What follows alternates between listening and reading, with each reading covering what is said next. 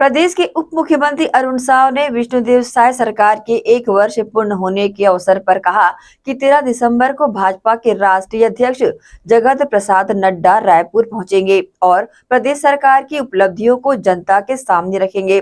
Deputy CM Arun Sao ने media से चर्चा करते हुए कहा कि मुख्यमंत्री विष्णुदेव साय के नेतृत्व की सरकार के 1 साल का कार्यकाल उपलब्धियों भरा और सफलतम 1 साल का कार्यकाल रहा है।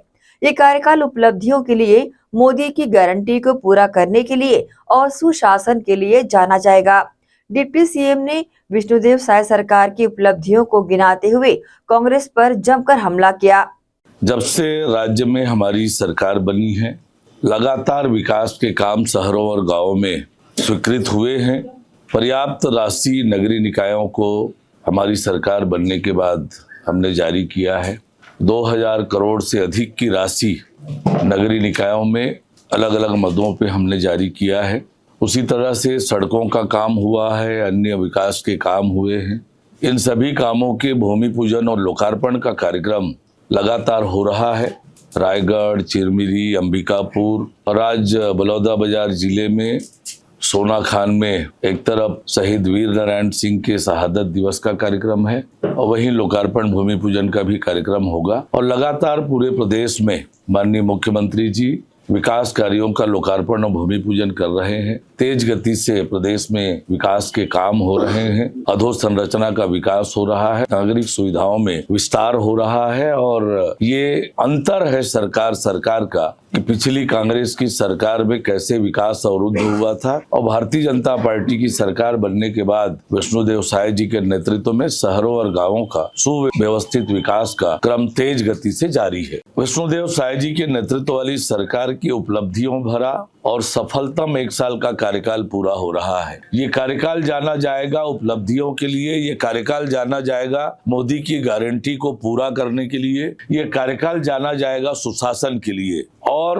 1 साल में कांग्रेस 5 साल में अपना रिपोर्ट कार्ड बता नहीं पाई थी क्योंकि उन्होंने कुछ किया नहीं था। 1 साल की जो हमारी उपलब्धि है, इसका रिपोर्ट कार्ड हम जनता के बीच रखेंगे कि हमने जो वायदे किए थे आपसे, उन वायदों को पूरा किया है और 1 साल में हमने क्या क्या किया सुशासन के लिए, विकास के लिए, मोदी की गारंटी के लिए, उन सब का हिसाब जनता के बीच हमारे राष्ट्रीय अध्यक्ष आदरणीय जगत प्रसाद नड्डा जी जारी करेंगे। पूरे प्रदेश में अलग अलग विभाग के माध्यम से अलग अलग कार्यक्रम करके सरकार की उपलब्धियों को जन जन तक पहुंचाने का काम हो रहा है। देखिए, ये तो तथ्य बार बार उजागर हुआ है कि 5 साल में कांग्रेस की सरकार में केवल और केवल घोटाले हुए हैं और यह भी सबको पता है कि ये घोटाले की राशि का उपयोग कहां और कैसे हो रहा था। आज जब इस प्रकार के प्रश्न कार्यकर्ता पूछ रहे हैं, कार्यकर्ता तो ये भी पूछ रहे हैं उनके कि इस राशि का उपयोग कहां कहां हुआ,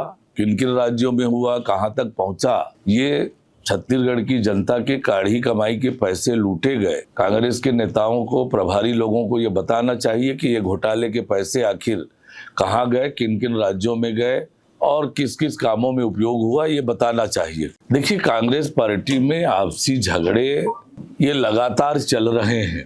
नेतृत्व का भी झगड़ा चल रहा है कि कौन नेता है छत्तीसगढ़ में, किसके नेतृत्व में कांग्रेस पार्टी चल रही है। आपस में जिस प्रकार से ये सिर फुटअव्वल हो रहा है, छत्तीसगढ़ की जनता मजा ले रही है और छत्तीसगढ़ की जनता सुकून महसूस कर रही है कि इनके आपसी झगड़े में किस प्रकार से छत्तीसगढ़ की जनता का अहित हुआ, छत्तीसगढ़ की जनता कैसे ठगी गई। आज भी वही क्रम इनका जारी है। छत्तीसगढ़ की जनता कांग्रेस के नेताओं के झगड़े का मजा ले रही है। देखिए, मुंगेरी लाल के हसीन सपने देखना है तो इस पर किसी को रोक नहीं है। वास्तविकता ये है कि कांग्रेस की दुर्दशा सब जगह दिख रही है। हरियाणा में दिखा, महाराष्ट्र में दिखा, रायपुर दक्षिण के चुनाव में दिखा।